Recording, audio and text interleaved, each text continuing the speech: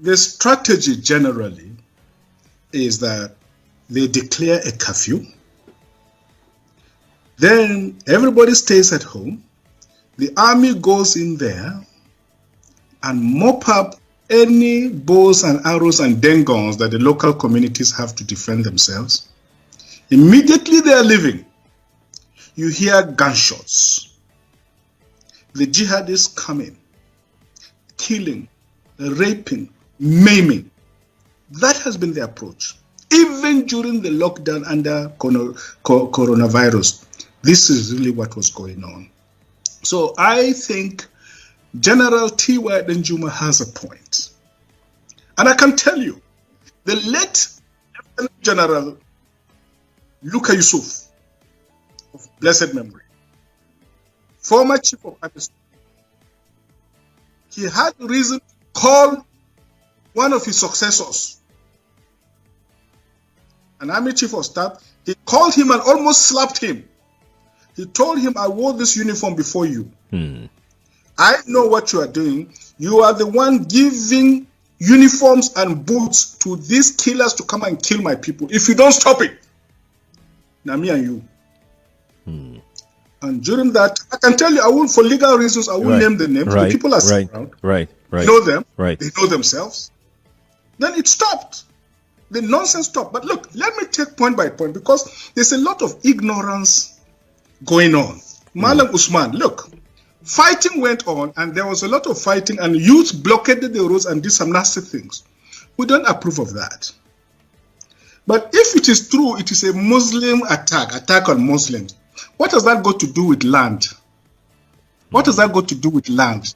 Why don't you leave it on the sphere of just religious killings and so on? Why do you want our land? Why? Does it occur to you that anywhere you people settle, the place becomes a desert? I don't know whether you understand that. Anywhere you settle, that place becomes a desert. Look at history and look at geography of the world. Anywhere these people settle, the place becomes a desert. It becomes cursed without blessing. That's why you want other people's land. Please go back to your desert and leave my people alone. Please. 2. Ade talks about judgment day. I agree with you. Judgment is coming, because you cannot disembowel pregnant, expectant mothers. You cannot kill innocent children and elders, and their blood touches the ground, and God will not judge. Judgment is coming. Those people who have done this wickedness will carry their own shit with their own hands. Excuse my language. It's all right. The time is coming. Mark my words. Obadiah is a minor prophet in the Jewish Old Testament. So mark my words. Judgment is coming. There will be the judgment of God, the judgment of history, the judgment of posterity, and the judgment of humanity. Obi, look, I've heard this thing, Obi, from Ejigbo. I have Ndigbo friends, very dear friends. Yesterday, this weekend, Ohaneze Ndigbo leaders and Afenifere leaders and Pandef leaders from Niger Delta were all in southern Kaduna on a fact-finding mission. The peoples of the Middle Belt of southern Kaduna, we have a newfound solidarity with the South. Our destiny does not belong in the North. We are no more Northerners, and we shall never be Northerners. We shall either stand on our own or join the South. Mark my words. Mark my words. But, Paul, Obi, you are very wrong. What happened in the 60s, you cannot equate it to what happened today. And in fact, what people are saying is that it is a kind of nemesis. My father, I told you, was a reverend, a missionary, a pastor. Right. I remember as a child, he did so much to protect Igbo families. So many of them settled in my home as refugees, even on our farms. He did everything to protect them, to feed them, until they nearly killed him and killed all his family for protecting Igbo. So it is not everybody that took part in that wicked enterprise, in that pogrom against the defenseless Ndigbo people. And I've always said it, this country will never be normal until we kneel down and ask for forgiveness from Ndigbo for the wicked sins we've committed against them. I wrote that severally.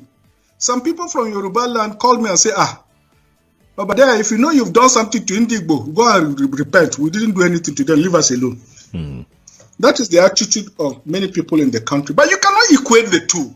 So because genocide took place in Turkey during the Ottoman Empire, because lynching took place in America, so we, the grand people that sent the slaves there, where if something happens to us, we're equally guilty, so it is okay. Obi, mark my words. When they finish with all, they will come to you. Don't think you are free. Wake up and smell the coffee.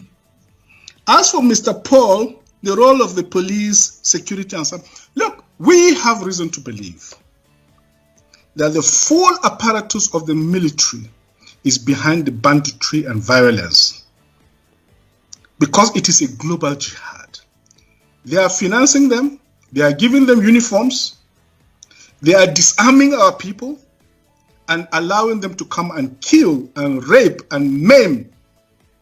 So Lieutenant General Theophilus Yakubu Danjuma is perfectly right.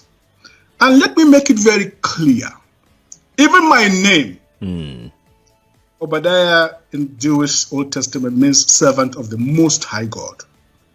Mailafia means a man of peace. So I am by destiny the servant of God, servant of the people, and the man of peace. I abhor violence. If you could see my hands, I have never lifted my hands to commit violence, either in word or speech or action. I belong to the Martin Luther King school of thought. But let me make it very clear. Our Constitution protects the right to life. Right. It enshrines the principle of self-defense. So it is true of municipal law as it is of international law. International law and the law of nations gives a people who face an existential threat to their very survival the right and, in fact, the bounden moral duty to defend themselves, to defend their communities, to defend their church, and to defend their families. No one can take that right away from them. Universal global ethics also gives communities the right to defend themselves if the government, if the authorities are either unwilling or unable, or both unable and unwilling to come to the aid and protection of these people. Which is it for you, Dr. Obadiah? Do you think the government is unwilling or unable to protect the people of Southern Kaduna? In fact, it is not only unable, it is unwilling, and we have good reason to feel that they are part and parcel of the killers. Let me make some revelations to you. That's a very big allegation, Dr. Obadiah. The government is part and parcel of the killers. Yes. That's big. Yes. Yeah. Okay. How would the government just say, oh, it is revenge killing and so on? Then you leave it there. Oh, because it is revenge killing and so on and so forth. The body language of this administration, the body language of the state government shows clearly that they have a hand in the killings. No doubt about it. Because, you see, General Abacha, and people don't give him his due. Do you think you would have tolerated such nonsense? General Abacha famously said that if an insurgency lasts for more than 2 days, the government knows. That is the real and the truth. And let me make some revelations, because some of us also have our own intelligence networks. Okay. Have met with some of the bandits. We have met with some of their high commanders. 1 or 2 who have repented. They have sat down with us, not once, not twice. They told us that one of the northern governors is the commander of Boko Haram in Nigeria. Boko Haram and the bandits are one and the same thing. They have a sophisticated network. During this lockdown, their planes were moving up and down as though there was no lockdown. Moving ammunitions, moving logistics, moving money, and distributing them in different parts of the country. They're already in the south, in the rainforest of the south. They're everywhere. They told us that when they finish these rural killings, they will move to phase 2. The phase 2 is they will go into the urban cities, going from house to house, killing prominent people. I can tell you, this is the game plan. By 2022, they want to start a civil war in Nigeria. Don't joke with what I'm saying. I have a PhD from Oxford University. I'm a central banker. We don't talk nonsense. So don't joke with what I'm telling you. I have this from the highest possible authority, higher authorities of some of the commanders of the killers and Boko Haram. You said northern governors, past or present, Dr. Badaya? No, current. No, they said one of them is the commander of Boko Haram in Nigeria. One of them.